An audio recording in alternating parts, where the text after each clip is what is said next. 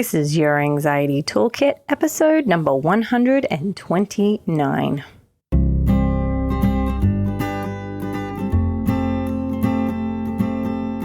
Welcome to Your Anxiety Toolkit. I'm your host, Kimberly Quinlan. This podcast is fueled by three main goals. The first goal is to provide you with some extra tools to help you manage your anxiety. Second goal, to inspire you. Anxiety doesn't get to decide how you live your life. And number three, and I leave the best for last, is to provide you with one big, fat virtual hug. Because experiencing anxiety ain't easy. If that sounds good to you, let's go.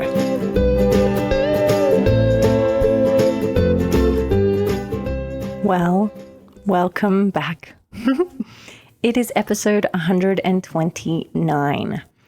This episode has been recorded already twice.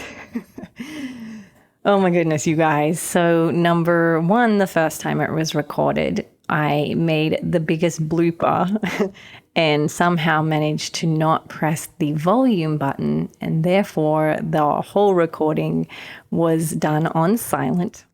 Then the second time around, I recorded episode 129 and I recorded it. It's a fairly controversial issue regarding the recent Keeping Up with the Kardashians show where Khloe, one of the, cast, I don't know what you would call them, one of the main people in the show claimed to have OCD, and there was a big response from the OCD community, and I did a whole episode on that. And then after thinking about it, really wanted to sit back and think about it a little bit more because it's such an important topic and it's something that I'm so passionate about. So I just wanted to sit back and think about it a little bit more and maybe add a couple of extra points to it before I release that. And then here I am, take 3. And hopefully this is the one. Hopefully this is the last one. But I will be telling you that this will be the last podcast for 2019. I have decided to take a break. It has been 129 amazing episodes. I have loved every single one, but I'm not going to lie, I do need a break. And this episode will explain that, hopefully, really, really well. So this episode is called How I Failed 100 Times. But actually the truth is I've kind of gonna reframe that to like how I framed 1,000 times. How I failed 1,000 times. It's been a year, I'm going to say. But I am ultimately reporting back to you guys. I know at the beginning of the year I made a deal with myself that I would try my hardest to fail 100 times.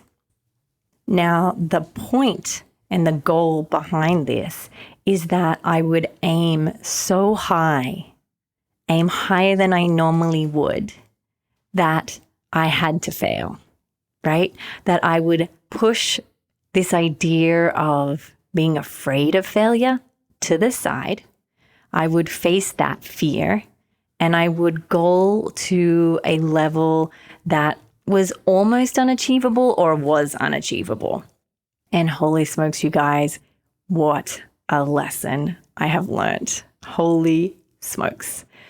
I know I've kind of been giving you little updates as the year has kind of flown by, but I wanted to report back to you my final conclusion. So here we go. The concept of failing 100 times was ultimately a career goal. It was something where I could see that I was kind of hiding behind fear and making goals. I mean, I'm still really happy with the goals that I was setting and achieving, but this whole idea, I'd heard it on a podcast, and this whole idea I thought was so invigorating and so empowering. And so I thought, you know what the heck, I'm going to try. And so I set out to fail 100 times. Now, let me give you an example of what this might look like. I reached out to authors and professionals highly esteemed professionals in the field and ask them either a question or to come on the podcast or to meet them or to somehow collaborate with them. And this has been the most interesting concept to me, because what I have learned is often in your head, you think, oh no, they never would. That's ridiculous. But it's incredible what happens when you ask. This was revolutionary for me. If you just ask, quite a few people will say out of the goodness of their heart, yes, right? Now, a lot of people said yes. However, a lot of people said no to me. People who I hold as like the most important people in my life.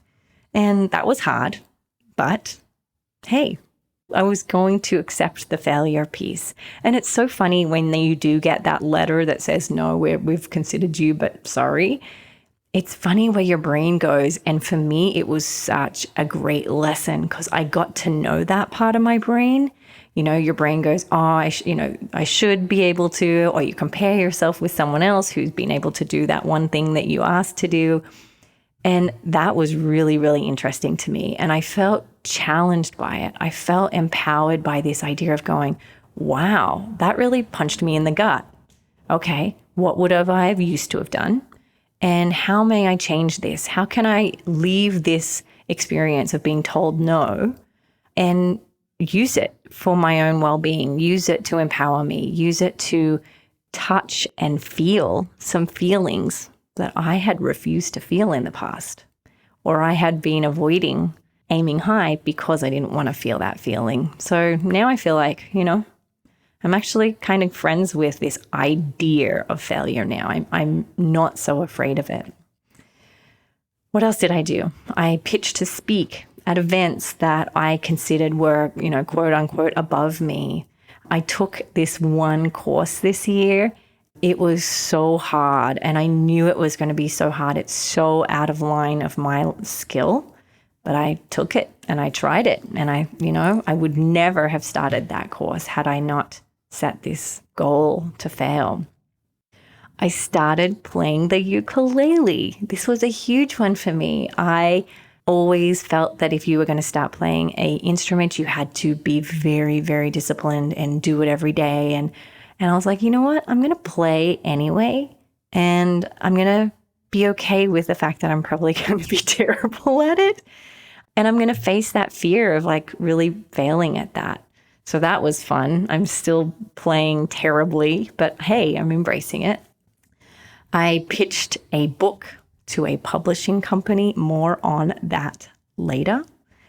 This was a family one. This was a goal I set for my family. Is I said yes to being the room mum for both of my children this year. In the past, I've been too afraid to sign up for both in fear that comparatively I would look terrible compared to the other really, really good room mums because I knew I was sort of overextending myself slightly. But I said, hey, it's important to me. I want to do it. I'm going to do it, but I'm going to give myself permission to not do it perfectly, right? And so I tried to do this in all the areas of my life, and it was such a great lesson. But here's the other piece. I had this goal to set out to fail 100 times at things that were so high.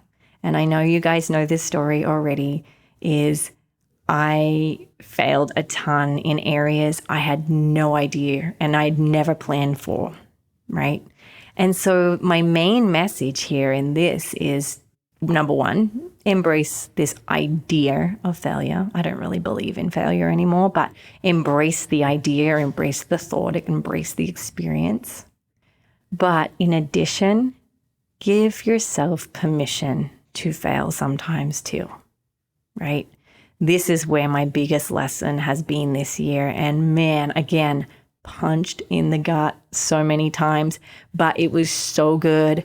I'm so glad through those hard times, through the letting down of people and the shame and the guilt and all the things, man, such a safer place in my life now that I've accepted failure. Such a more compassionate place I'm in because I've embraced and surrendered to this whole ridiculous story that I used to tell myself around failure. So empowering. So, like I said, I'm going to give you a little list here. So you know that course I was telling you about? Failed it. And you know what? It was only like 2 months in, I realized I got unwell and I already had bit off more than I could chew. And I had to just say, hey, I'm going to listen to my body. I'm going to give myself permission to not finish this. And I will finish it. I'm not worried about that. I always finish what I start. But that was a big step for me, right? So that's one way I gave myself permission to fail. In my office, man, oh man, have I failed. I have missed sessions. I have double booked sessions. I have faced, because there was so much going on. And at some points, I will admit that I was wrestling with this and I was like stubborn and refused to give up and refused to take a break and pushed myself too hard. Again, I came to a place where I was like, you know what? Everybody makes mistakes. You know what? You're going through a really hard thing. So again, now I'm not so hard on myself. Now I'm just like, oh, whoops, made a mistake. My deepest apologies. How can I make it better? Right? In this whole process, I know I've let my kids down. There's been multiple times this year that I know I've like yelled at them or snapped at them or, was grumpy or, having my own human experience. And I once upon a time would have beaten myself up. And this was different. I gave myself permission. I was like, you know what, Kimberly, you don't have to be awesome all the time. You don't have to be even great all the time. Give yourself some slack. This limit, this expectation you've put up, it ain't helping anybody. And it's unrealistic, right? So yeah, I'm not perfect. I fully embrace that now. One of the other big failures I was reflecting is this idea of being pitied. I've always associated being pitied as being seen as a failure. And I have had dozens of experiences of people who, have looked at me because I've just come from multiple medical tests or, again, I've just told people I'm not doing great. I'm having a hard time or, life is a little difficult for me right now, and had to tolerate that feeling of them pitying me or them saying, I'm so sorry, and looking at me as if I was vulnerable and weak. And usually what I would have done is put on a big fat smile on my face and said, no, I'm fine. I'll be fine. But I didn't. I gave myself permission here. I gave myself permission to be the person who was super, super vulnerable. And one of those involved me at one point begging a doctor for help. And as I was doing it, every part of me wanted to embrace this more powerful Kimberly and make it sound like I've got it together and be more aggressive. But I was like, no, I'm going to give myself permission to beg this doctor for help. And it worked, right? And so again, such a lesson here. So much learning, so much growing. The last one I have here that was huge again in terms of me giving myself permission to fail. So there's so many times I could have, patched it up and made it look pretty and not slipped into this place, was sharing my struggles, right? Even with you guys, that was one of the failures that I wrote down. I was like, whoa, once upon a time, I would never have done that. I would have been afraid of being seen as unprofessional or a drama queen or, over the top or, asking for pity or any of those things. And I was, I've had such great support and being able to share it and tolerate all those emotions that come up as I shared it. Oh, so good. So bad, but so good. So hard, but so good, right? So important, such an important lesson. I cannot share it with you enough. I really hope that you can embrace this because what does it touch? It touches anxiety. It touches perfectionism. It touches unrealistic expectation. It touches depression. It touches OCD. It touches eating disorders. It touches all of these, body focused repetitive behaviors. All of these areas somewhere have this fear of failure. And this has been so powerful, right? But here I come to the very last piece, which is after a lot of reflection and a lot of listening to my body, I have learned that my body needs a break. It needs to rest. It needs some time to just slow down and be with my kids, but be with myself even more.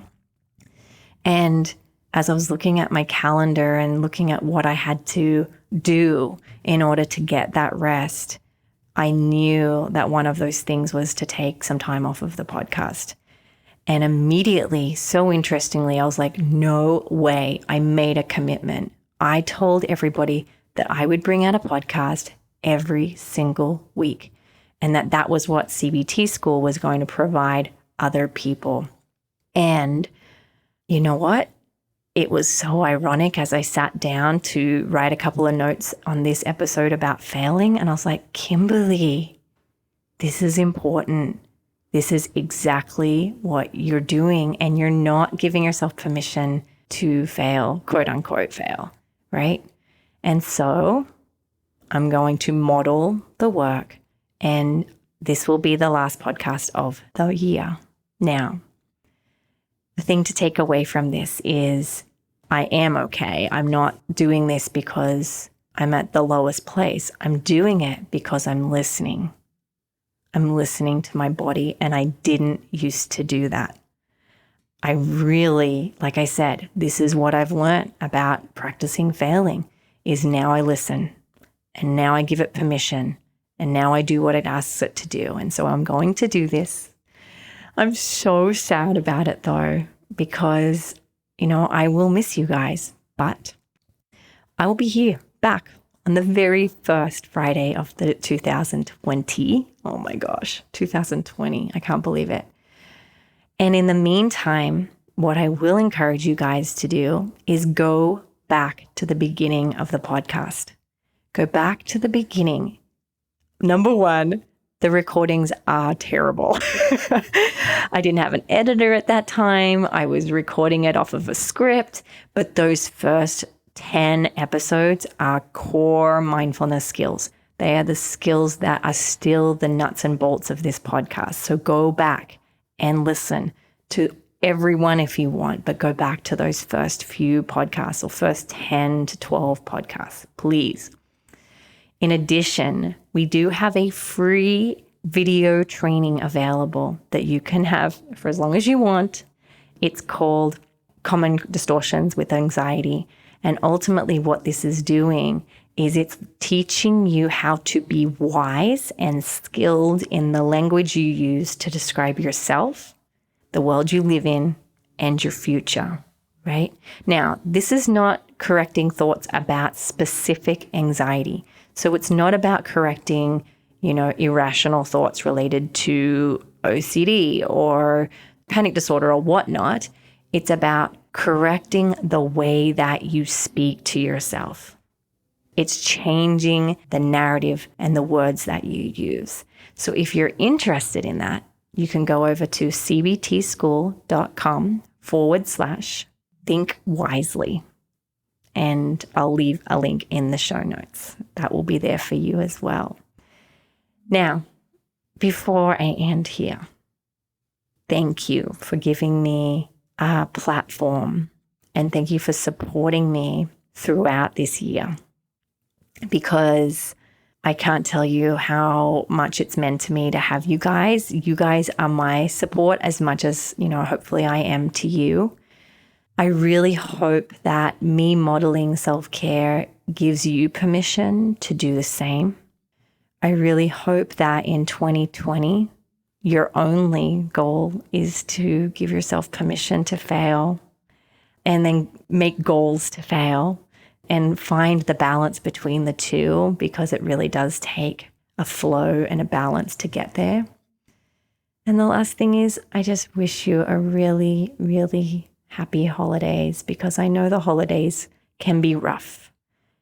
You know, I know it's a time where we usually come together, and I just please know that I'm here thinking of you guys and completely admiring and in awe of your strength and resilience. It's just such a pleasure to be around you guys and just to know you guys. So I'm going to sign off. Here is to failing 100 times. If you have a glass, I'll cheers you. Clink. Thank you. It is a beautiful day to do hard things. I love you guys, and I'm sending you all a huge virtual hug. Please note that this podcast or any other resources from cbtschool.com should not replace professional mental health care. If you feel you would benefit, please reach out to a provider in your area. Have a wonderful day, and thank you for supporting cbtschool.com.